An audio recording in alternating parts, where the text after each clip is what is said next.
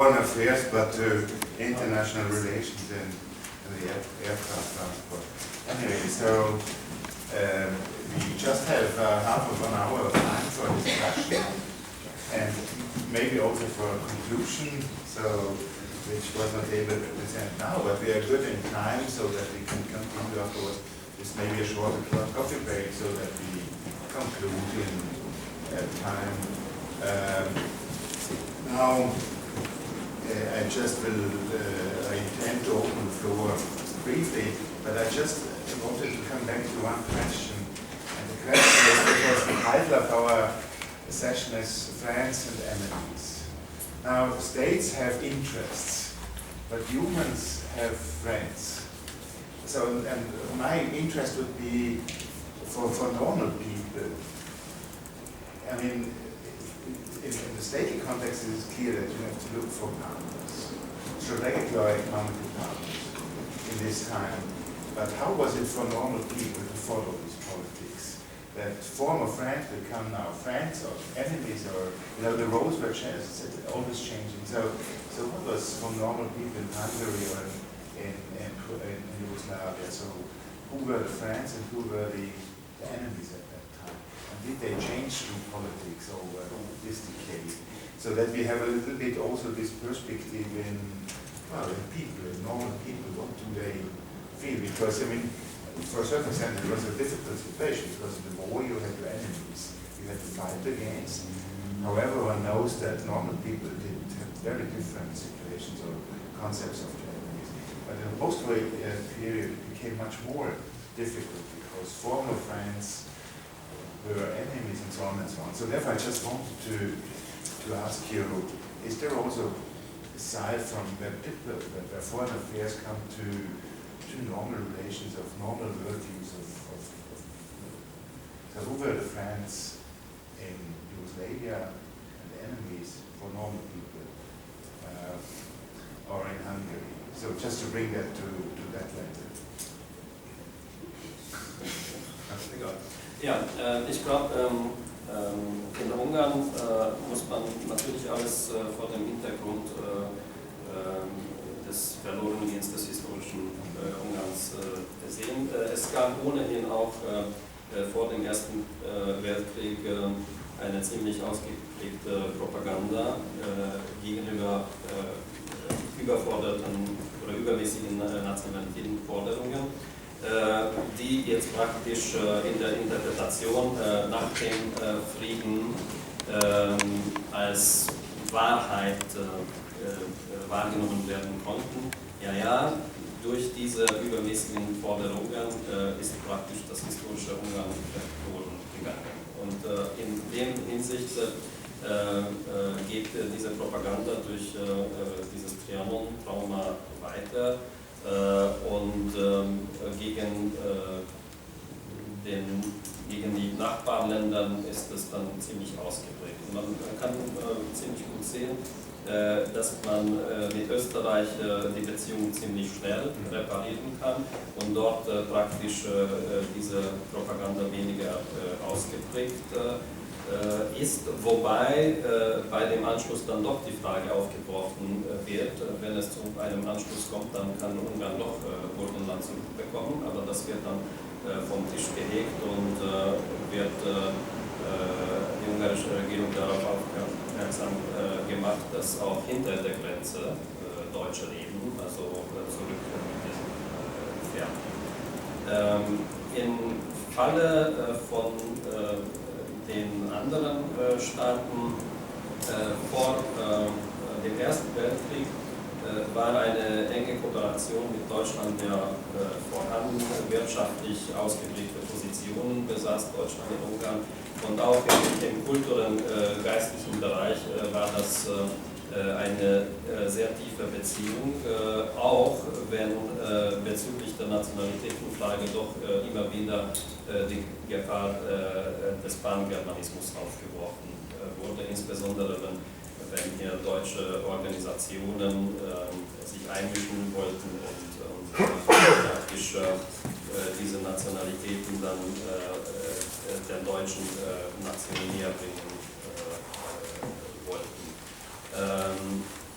eine Deutsch-Freundschaft bleibt bestehen, auch in der Nachkriegszeit. Wenn man die Probleme nicht in den Vordergrund stellen möchte, dann spricht man immer über die gleichen Topoi. Waffenbrüderschaft, Kriegsverlierer, dort auch große Verluste, hier auch große Verluste und man soll doch irgendwie diese natürliche Interessengemeinschaft erkennen und wiederfinden. Und natürlich in der ungarischen Elite sind die französischen und die englischen Beziehungen auch ausgeprägt, also das ist so ein Ausgleichsspiel. Was ganz neu ist Italien als neuer Freund, der vorher eigentlich nicht mitspielt. Das faschistische Italien. Ja, richtig. Maybe. Well, for Yugoslav case, there were not so many, let's say, changes to some nations. Two major changes were one towards Italy and Russia. Italy because it was ally, and even was some kind of model for process of liberation and unification of South Slavs. And after the First World War, Italy became one of the greatest enemies, and Italian policy toward the Yugoslav minority was extremely harsh. So even ordinary people, especially Croats and Slovenes, started to precipitate Italians as real enemies. So this was basically following the official foreign policy. Some different was the case with Russia because there was a strong emotional ties and attitudes of Serbs toward the Russians, but after the communist revolution and this official policy of the Yugoslav state against the recognition of the new US Soviet Union, probably wasn't so well. It was probably not corresponding to the emotional level of the ordinary people, which is very obvious after the 1940, after the collapse of France, defeat of France in the Second World War, that this strong emotion of unity, Slav unity, and brotherhood between Yugoslavs and Soviets were so strong that even official organs realized that they should not suppress any further this kind of feelings. But in the most ways, official foreign policy of the Yugoslav states was corresponding to feelings of the people, especially the Serbs.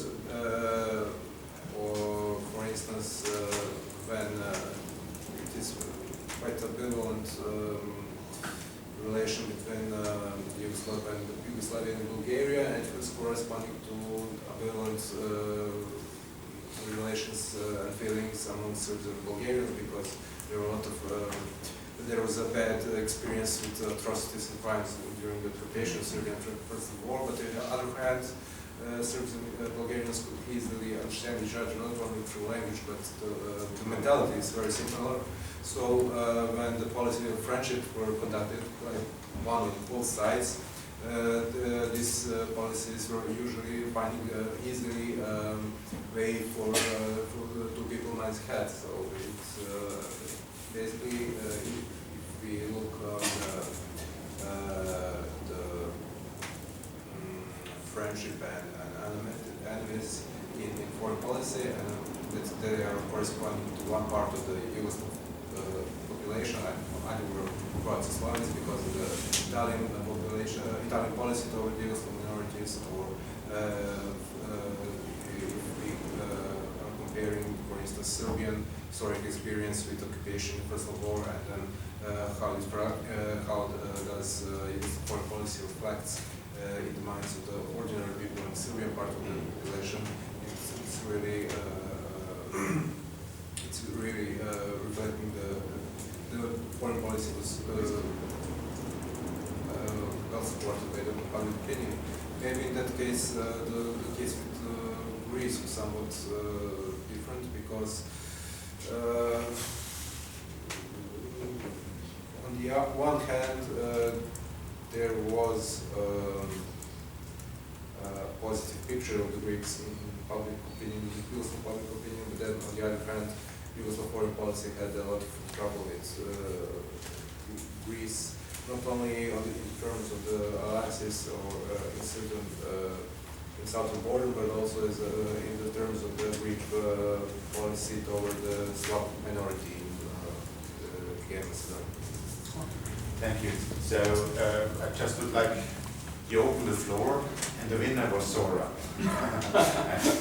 And then, okay. I think you have struck gold with your question.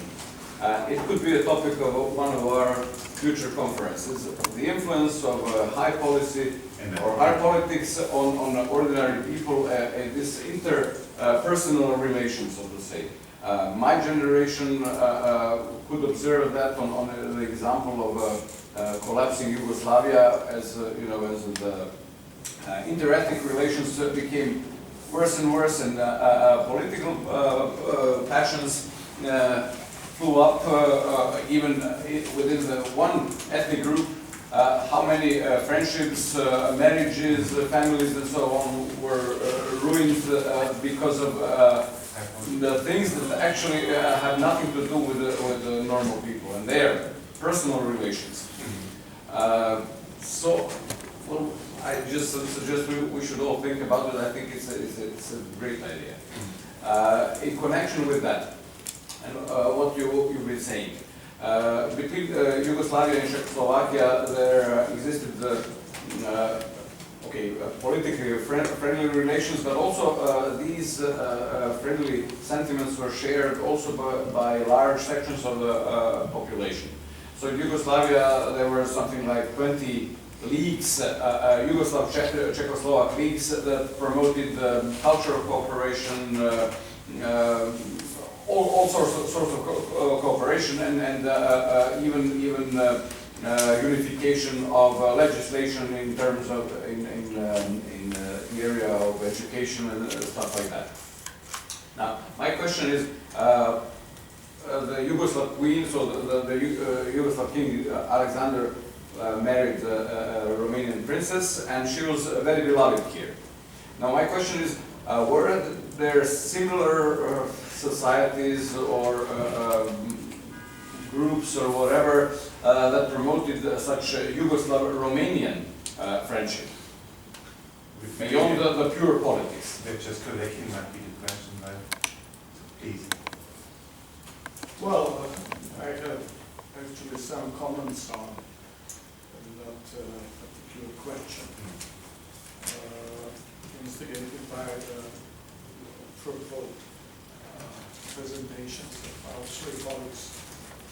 Obviously, on your question, political climate, but also political mentalities that lasted for, now we can see, for over 100 years, in some cases, influence those relationships and behave towards the different groups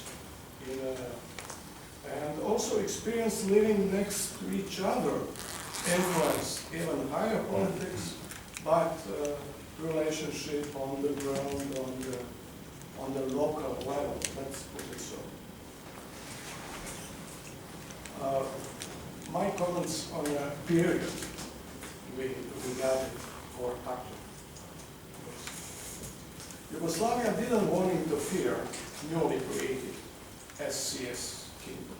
Didn't want to interfere in the Hungarian matters in spring and early summer 1919, in spite of French demands to prepare troops and intervene like Romania.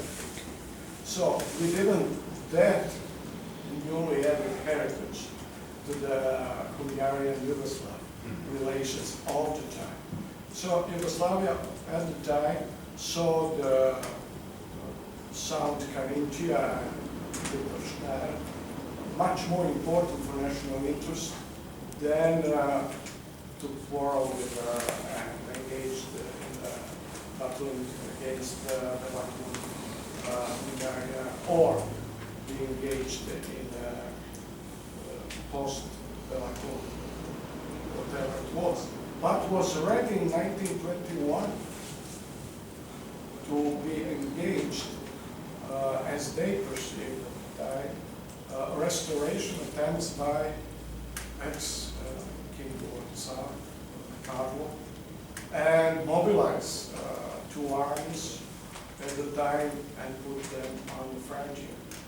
But there is also experience in Europe. I don't know whether it's your native town, but your office is there in a page. According to military data of Serbian origin, how they dealt in Northern Baranja and Mićić as a center, they accepted refugees, first from those who wanted to escape the regime in the area, and then accept the other branch who'd been defeated in the 1990s. So they've been welcomed in a Serbian occupied zone at the time. We discussed with our Hungarian colleagues on several occasions what was the nature and the aim of the occupation in Northern Baranja. Basically, it was coal crisis at the time in Europe, and to enable for its traffic in Yugoslavia, railway, steamers, rivers, Yugoslavia, and for the cities. Yugoslavia needed the coal. Whole rail system in Serbia that could bring coal from Serbian mines at the time was disrupted. And so that was the importance. Same had problem in Czechoslovakia, Germany, and other countries at the time. It's well known, elaborated. But question of the options. The reasons why they opted for the different countries after the border was, and what were the destiny of their properties and so on. That's the question. And also influence or bitter attitudes or opposite. But what upset the most in political thinking, you will display, and the previous paper also, that was constant worry of Yugoslav authorities whether Italy would abuse Hungary as a territory, and in 1931-32, when the crisis took place in the relations with Italy, it was envisaged whether Italy would march through Austria and bypass all Yugoslavia from taking advantage of Hungarian territory, which wasn't, the North border of Yugoslavia wasn't so prepared for defense at the time. So, the well-known journal Ratnik, warrior, of issue of the historical department of general staff in Belgrade, declined to publish article on that matter with a pretext. The author was former minister of the military and could be in Italy, so has the attitude of the current authorities in the military or the state. So they declined very good analysis of all those possibilities, kind of censorship. But what is less known, even in my country, that on a conference in early July, with the top representatives of Axis powers, on 7 July they decided there would be no room for Yugoslavia in the new world order.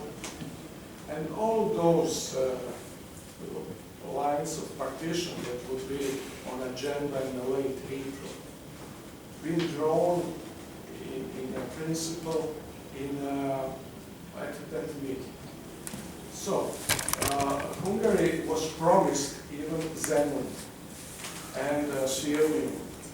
Later on was attached to the newly created independent state of Croatia. But first it was.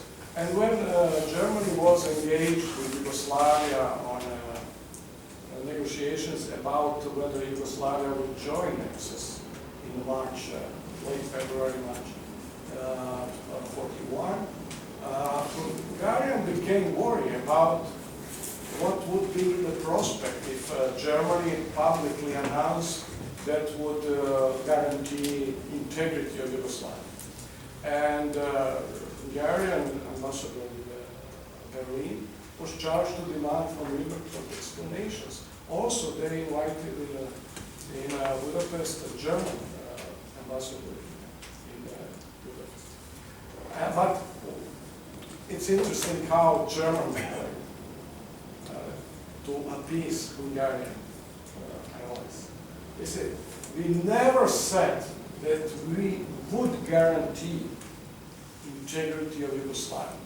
We only said that we would like that Yugoslavia remain as a whole. That's the diplomacy, and that's sometimes in the previous period, Yugoslav autocrats was far more cautious about what could be the art of soft and sweet words sometimes.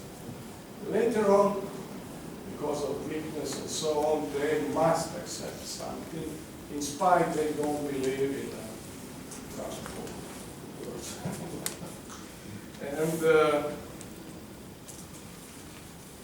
on a level of some personal experience, working on my topics, I met some episodes, if you like, of that interpersonal relationship based on, let's say, old friendship and connections. For instance, when the mother of our chief of Marine, military Marine, or war Marine, supposed to travel over to Budapest to Vienna by ship, he wrote a letter to Admiral Horthy, his classmate, and he said, please, having considered my mother, so on, and received, so that professional ties from previous periods still exists, and experience, if they are of good nature, could improve some relationships on the broader scale. So that's for me. If I may just a word to this. I read a report during the war in Bosnia, where the Bosnian leaders, so Serbs, Croats, and Muslims came together to negotiate. They were the best of friends. Oh, how are you? How are kids? What are your kids doing? How's your wife? The best of friends. The politicians, and despite of that, the war went on. So I wouldn't overestimate personal relations on that level. But as I said, I'm more interested on this lower normal level. I mean, I just say perspective, so from the yeah. So these other complexity is happening. of course, yeah, it's an outline. But ich will noch die anderen zwei Wortmeldungen, weil dann hätten wir das geschlossen. So two other questions, and then we come to the answers, right? Okay. Ja, nur ganz kurz, ich möchte auf Deutsch die Frage gleich stellen an den Zsolt Vitári. Und zwar, es gab ja zur Zeit der Räterepublik doch militärische Aggression Ungarns Richtung Slowakei, Richtung Rumäniens. Jetzt wollte ich fragen, wie hat diese Aggression, dadurch macht man sich ja wie im Titel des Bildes meistens Feinde, nicht, wenn ich mit dem Militär wo einmarschiere, die spätere Politik dann auch der Region Bethlehem beeinflusst? Haben die gesagt, nein, das waren nicht wir, das waren die Kommunisten? Man kann das ja dann so abschieben oder wie haben Sie versucht, das zu vertuschen, diese Aggression? Nicht? Weil wenn man in der Isolierung ist, dann gräbt man sich ja meistens durch so eine militärische Aktion meistens die Grube noch tiefer. Yeah, I think the specific meaning of friends and enemy pictures or images is for this period that we have now a cultural diplomacy as a growing meaning. And this is very important. It's not only anymore, let's say, the image and perception of media, but the fact that we have concrete steps in cultural diplomacy, let's say historical commemorations.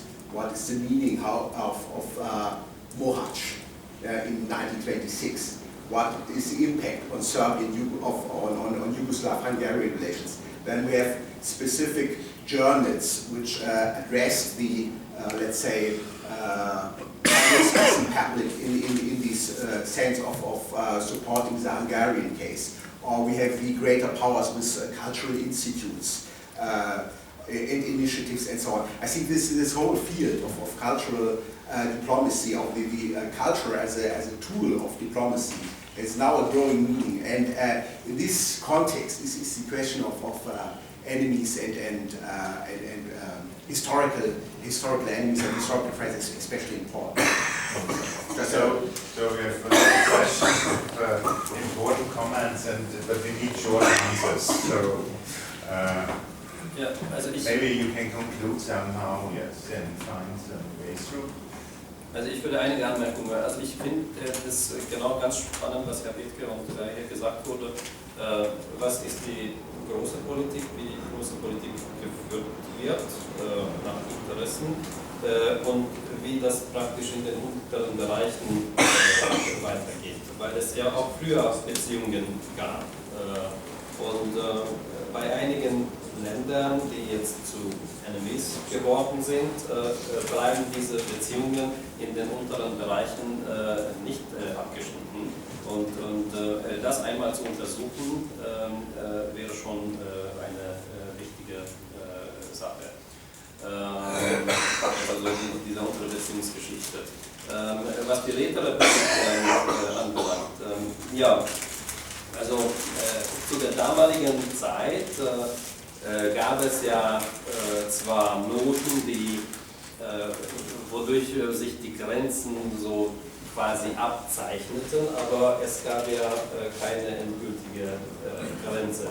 Insofern ist auch eine Interpretation vorhanden, das sind weitere ungarische Gebiete, die praktisch durch Fremdmächten jetzt besetzt wurden. Auf der anderen Seite ist das auch auf der ideologischen Basis zu bewerten. Eine Räterepublik in Ungarn, eine Räterepublik in Prešov-Beziehungen zu Sowjetrussland, also praktisch der Grundlage der Weltrevolution.